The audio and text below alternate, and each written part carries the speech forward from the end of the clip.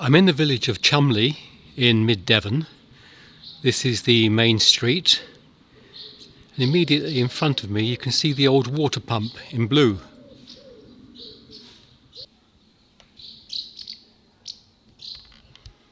I'm here today to look at the parish church and also to look at the war memorial, which is situated immediately outside the front of the church.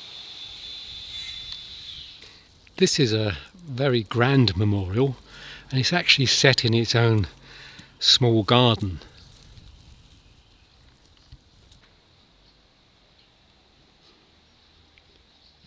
This is the inscription on the front face. It lists 9 men who died in the Second War, and on 2 of the other sides each has 14 names of those that died in the First War.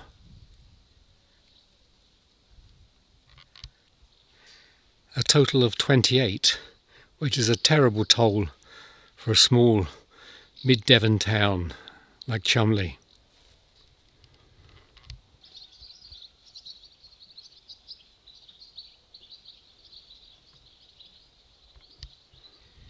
Well, the church is open, so let's start by having a look inside.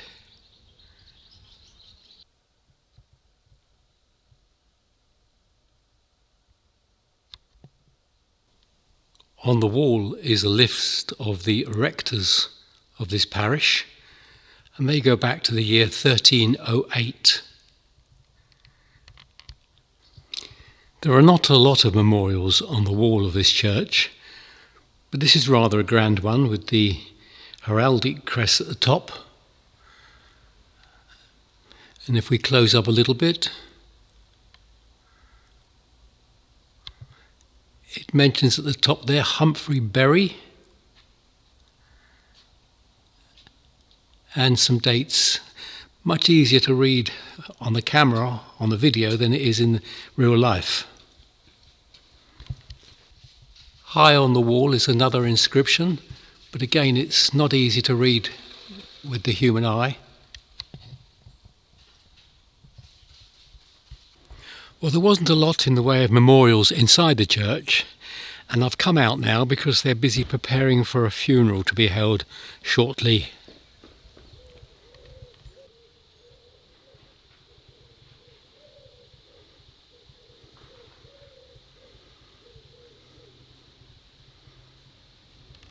Next to the main entrance is Richard Bird, formerly of this town and late of Calcutta, where he resided 15 years and honourably discharged his roles as a solicitor. Lawrence Babbage, 1900, aged 41, and I love his wife's name underneath, Mary Bibbings Babbage, 1957-91, when she lived on a long time after he died, 57 years. George Hunt, 1867, aged 80, and his wife Anne Hunt, 1873. So some people did live to a grand old age in that century. Once you got past the terrible infant death rate and young children's death rate, you seem to have the hardy constitution that would take you through to a great age. A very clear inscription for Richard Dunn, 1883, aged 62, and Elizabeth, his wife, in 1903. This is a war grave to Private H.D. Holland, Devonshire Regiment, March 1915, aged 25. And his family have added the words at the bottom, "Gone but ever in our memory." Corner, a quite elaborately carved stone to Richard Slee, 1875, aged 48. And beneath that we have Elizabeth, his wife, which is rather lost in the nettles and the ivy. A very simple stone with SW 1845. I've seen a number of these when they're Quakers. Quakers don't believe in having, most Quakers don't believe in having elaborate memorials, although I have seen some. At the back of the churchyard is an area given over to wildlife.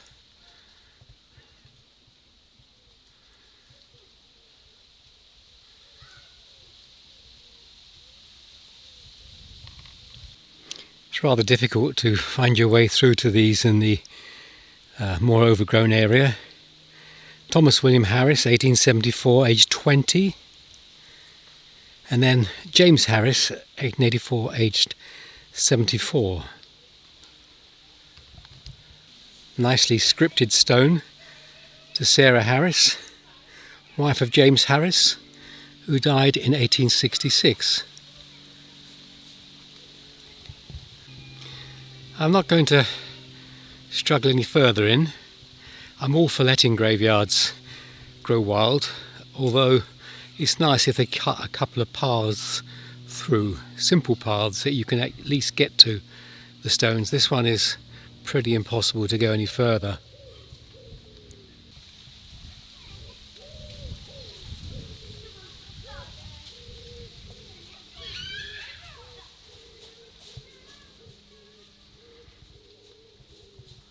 John Hunt, who died in 1906, then Martha, his daughter, who died in 1910, and then Martha, she followed in 1922. The stone they use in this graveyard keeps the inscriptions very well. Most of them are quite readable. Mary, the wife of James Webber, April 30th, 1878, aged 38, and Mary, daughter of the above, 1879, aged 18 months. Amongst the overgrown weeds at the back, we can see a plot that's marked out with iron railings still, but if there was a stone, then it's no longer evident. This is sacred to the memory of Mary, wife of S.C. Thorne, druggist of South Molton, and daughter of John Marshall of this town. 1821, aged 29 years. I always find these stones a little sad because Mary is defined by what her husband did and who her father was. It's more about him, S.C. Thorne, than it is about poor Mary who died.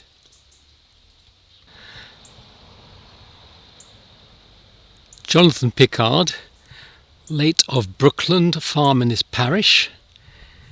He died in 1835. The memory of Honor Pritchard, wife. She died 1835. Their daughter Mary Pritchard, who departed in 1821, and Henry Pritchard, their son, who died in 1827.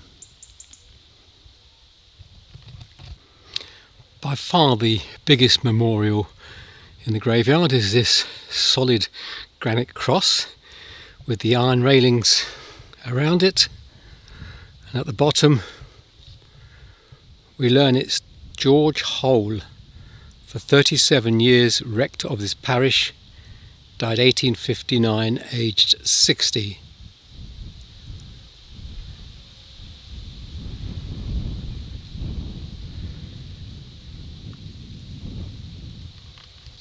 This is in memory to Elizabeth Wensley, wife of Roger Wensley, a yeoman of Garland Farm in this parish. She died in 1840, aged 76. At the bottom we have Roger himself, who died 1842, so 2 years after his wife he followed. A horizontal plot here at the front of the church. George Cuddington Bethune, a priest, 1807, 1898. And another large one near the front of the church again. And if we look at the base, we can see the inscription. This is to Robert James Preston White, Esquire of Leigh, only son of Captain R.C. White, Royal Navy, and Joanna his wife, fifth daughter of Richard Preston Esquire, Queen's Counsel of Leigh, Chulmleigh, 1857-1904. So that's a big solid stone at the front of the church. A very clear inscription for William Covier, 1890, age 73, and his wife, 1853, age 36. Grace, wife of the above, so that would be his second wife, 1863. His daughter, Mary Jane, a daughter of his second wife, and she died in 1871, age 16. This is William Tuke of this town, 20th day of August 1830, aged 20. The memory of his mother, Elizabeth Tuke, 1830. And John Tuke, his father, 1831 or 2. It looks like the mason has tried to do a correction on that year in the 69th year of his age.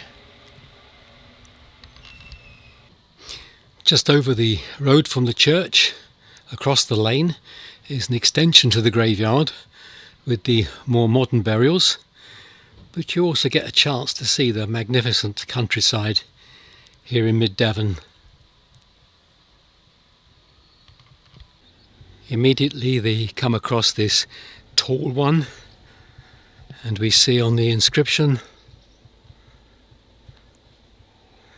Joseph Tucker, physician for 45 years in his parish, 1925, aged 68, and Jane, who died some years later.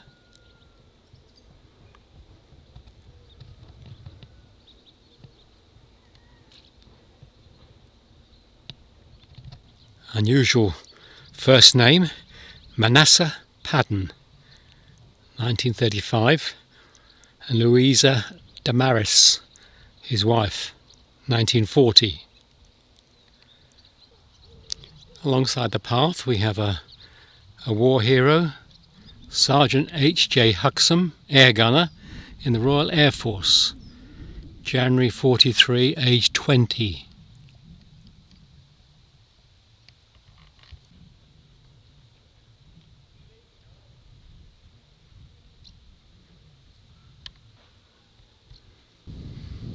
From the bottom of the graveyard you get some views of the countryside here, down into the valley, the green valley there with the lane running through it,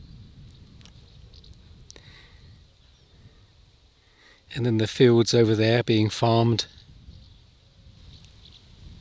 It's a wonderful spot. It's always nice when you learn a little bit about the name on the stone. So here we've got John Page Bourne, died in 1992, and above it we see a coach. Nearby we have this one, to Frederick William Buckingham, 2003, and he was very much into diggers. JCBs is the generic term. And how about Arthur Thomas Darch? He's got an electronic organ on his gravestone. David Albert William Phillips with his dog. Gillian K. Elston with a rather unusual looking cat, I'm assuming, on her stone.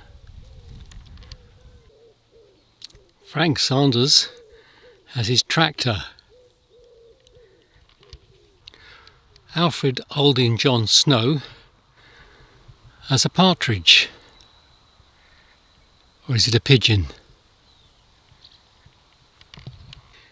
I just love these images on the modern stone. We know straight away that William Robert Croucher, known as Bill, was a carpenter. David Clifton Roy Ford is pictured as a huntsman with the hounds around the feet of the horse. Well, that's my visit to the parish church and churchyard in Chulmleigh in Devon. It's been immensely enjoyable, great fun. Not so much to see inside the church, but plenty to see around, and an interesting village.